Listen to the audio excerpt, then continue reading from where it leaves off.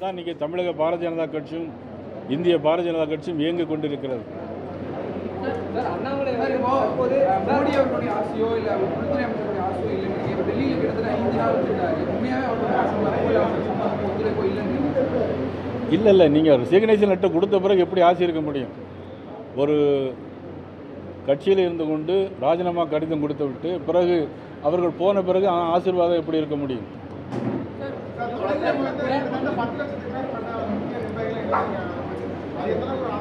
இல்லை, எனக்கு அதை பற்றி ஒன்றும் தெரியாது. நான் கணக்கெடுத்து பார்க்கல. எனக்கு அந்த மாநில தலைவராக உங்களுடைய கடைநிலையில் இருந்து உயர்நிலை நிர்வாகிகளுக்கு என்ன சார் சொல்லுவீங்க?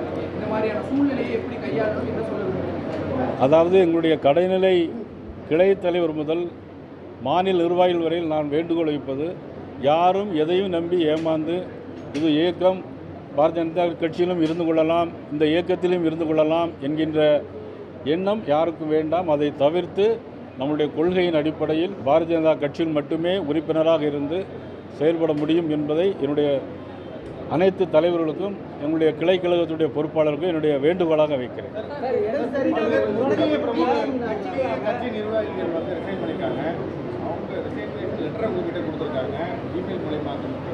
அதாவது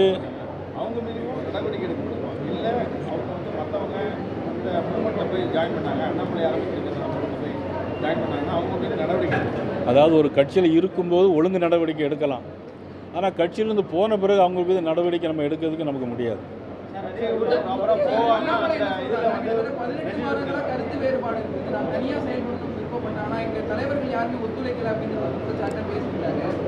அதை பற்றி எப்படின்னு நான் எப்படி பார்க்குறான்னா, பாரத நரேந்திர மோடி அவருடைய மேடையாக இருந்தாலும் சரி, மாண்புமிகு அமித்ஷா அவருடைய மேடையாக இருந்தாலும் சரி, எல்லா மேடைகளிலும் அவருடைய அருகிலே இருந்து எல்லா நிகழ்ச்சியிலும் நடத்தியவர் திரு மதிப்புக்குரிய முன்னாள் மாநில தலைவர் அண்ணாமலை அவர்கள். கடந்த பொதுத் தேர்தலில் கூட விமானம் மூலமாக ஹெலிகாப்டர் மூலமாக 100 தொகுதிகளில் பிரச்சாரம் பண்ணியது மதிப்புக்குரிய முன்னாள் மாநில தலைவர் அவர்கள். ஆகவே அதில் எந்த விதமான கருத்து வேறுபாடு இருந்தால் அன்றைக்கே சொல்லியிருக்கலாம். ஆனால் இப்பொழுது சொல்வது என்பது அது சரியாக இருக்காது. அது மட்டுமல்ல, இன்னொரு கருத்து உங்களுக்கு தெளிவுபடுத்த விரும்புவது, ஏற்கனவே எங்களுடைய செய்தி தொடர்பாளர் திரு திருப்பதி நாராயணன் அவர்கள் ஏற்கனவே உங்களுக்கு விளக்கம் கொடுத்து விட்டார். அதிலே சொல்லப்படுவது என்னென்னா, பாரதிய ஜனதா கட்சி இன்றைக்கி ஒரு 2% வாக்கு தான் வாங்கியிருக்கு அப்படின்னு ஒரு தவறான கருத்து இருந்தது. உங்களுக்கெல்லாம் மீண்டும் தெளிவுபடுத்துகிறேன். 11% ஓட்டு 2024ஆம் ஆண்டு வாங்கப்பட்டது. அது எப்படின்னா, 23 பாராளுமன்ற தொகுதிகளில் 138 சட்டமன்ற தொகுதிகளில் வாங்கிய ஓட்டு விகிதம் 11%. ஆனால் இன்றைக்கு வெறும் 27 இடத்தில் நின்று தான் இன்றைக்கு சராசரி 53,000 வாக்குகளும் 22% வருகிறது. இன்றைக்கு அதை கணக்கு பார்த்தால் 22% வருகிறது. ஆகவே இதுவரையிலும் நடந்த எல்லா தேர்தலை காட்டிலும் இந்த சட்டமன்ற தேர்தலில் குறைந்த இடங்களில் போட்டியிட்டு அதிக சதவீத மதிப்பெண்களை நாங்கள் பெற்றிருக்கிறோம். இதை தயவு செய்து எல்லாரும் தெரிந்து கொள்ள வேண்டும்.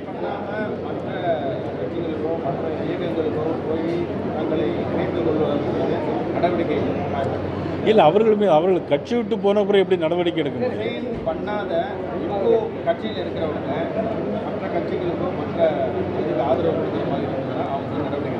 அதாவது நிச்சயமாக இங்கிருந்து ஒரு சில பேர் போயிருக்கிறார்கள். உங்கள் மூலமாக நான் வேண்டுவது, தெரிந்தோ தெரியாமலோ போயிருக்கலாம், அவர்கள் மீண்டும் இந்த கட்சியில் இணைய வேண்டும். அவர்கள் மீது எந்த நடவடிக்கையும் நாங்கள் எடுக்க மாட்டோம், எப்பொழுதும் எடுக்க மாட்டோம்.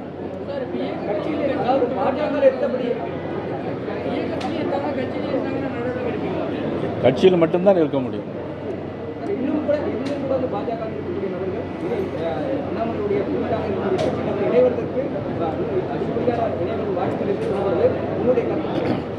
நான் சொல்ல எதுவும் தவறான வழிகாட்டின்படி யாரும் போக வேண்டாம். போனவர்கள் வர விருப்பமில்லை என்று சொன்னால் ஒரு இடத்தில் மட்டும்தான் உறுதியாக கட்சியில் மட்டும்தான் இருக்க முடியும், இயக்கத்தில் இருக்க முடியாது.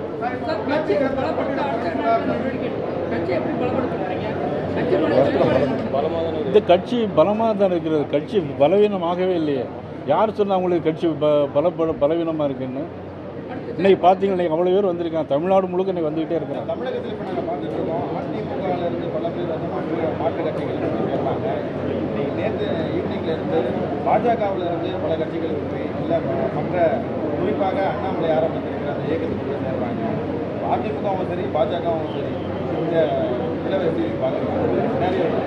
அதிமுக நடக்கிற விஷயத்தை பற்றி நான் பேச முடியாது.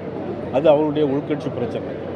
பாரதிய ஜனதா கட்சியை பொறுத்த மட்டிலும் போனவர்கள் மீது எந்த நடவடிக்கையும் இல்லை. போனவர்கள் திரும்பி வர வேண்டும் என்று நான் கேட்டுக்கொள்கிறேன்.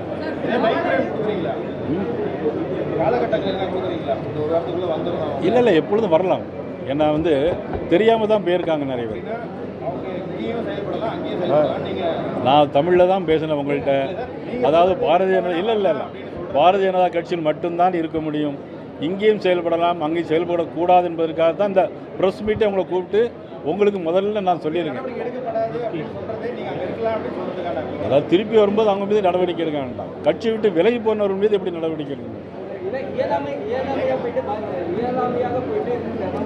என்ன சொல்றீங்க?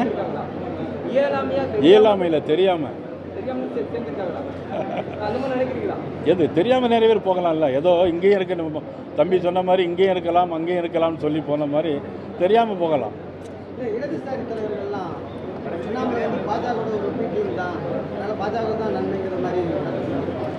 ஒவ்வொருடைய கற்பனைக்கு நம்ம பதில் சொல்லிட்டு இருக்க முடியும்.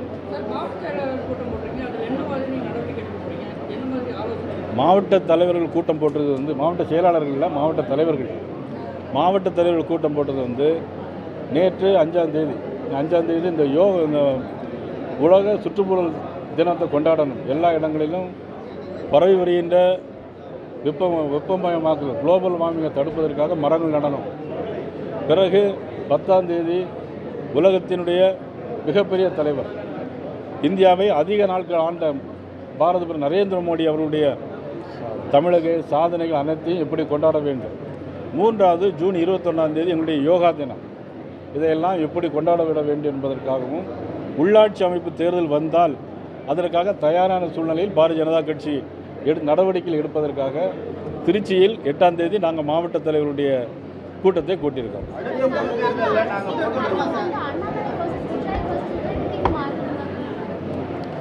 அதாவது நீங்கள் இப்போ என்ன வேணாலும் சொல்லலாம்.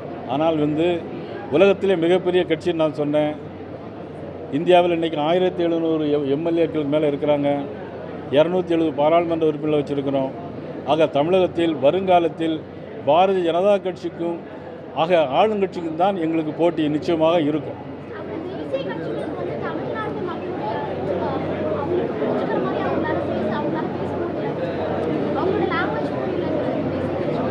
யார் சொல்லியிருக்காங்க?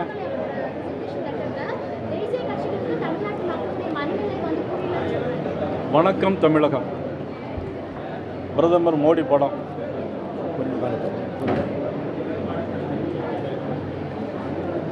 இதை எழுதினது யாருன்னா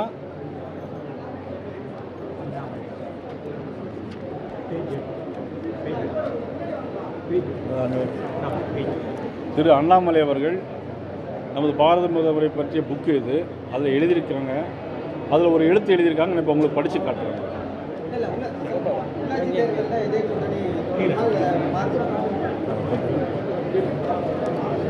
இதில்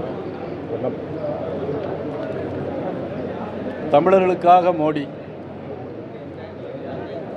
தமிழகத்திற்காக மோடி, இந்தியாவிற்காக மோடி. இப்போது படிப்படியாக ஆனால் சர்வ நிச்சயமாக மோடிக்காக தமிழகம்.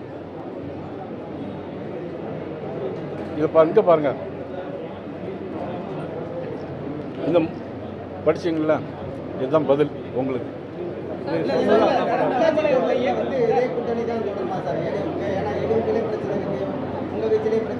எங்கள் கட்சியில் பிரச்சனை கிடையாது.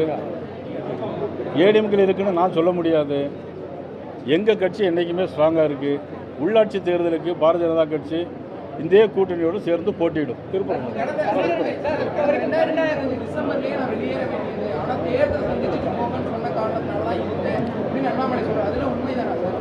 அதை பற்றி எனக்கு தெரியாத உண்மை இல்லை. அது திரு அண்ணாமலையை பொறுத்த மட்டிலும் நான் எப்பொழுதும் நல்ல கார்டியல் ரிலேஷன்ஷிப்போடு தான் இருந்தேன். என்னிடம் எதுவரையிலும் கருத்து வேறுபாடு கிடையாது. 4ஆம் தேதி வரை நான் காலையில் கூட நான் பிறந்தநாள் வாழ்த்து சொன்னேன். ஆக எங்களுக்குள்ள எந்த விதமான கருத்து வேறுபாடுகளும் கிடையாது.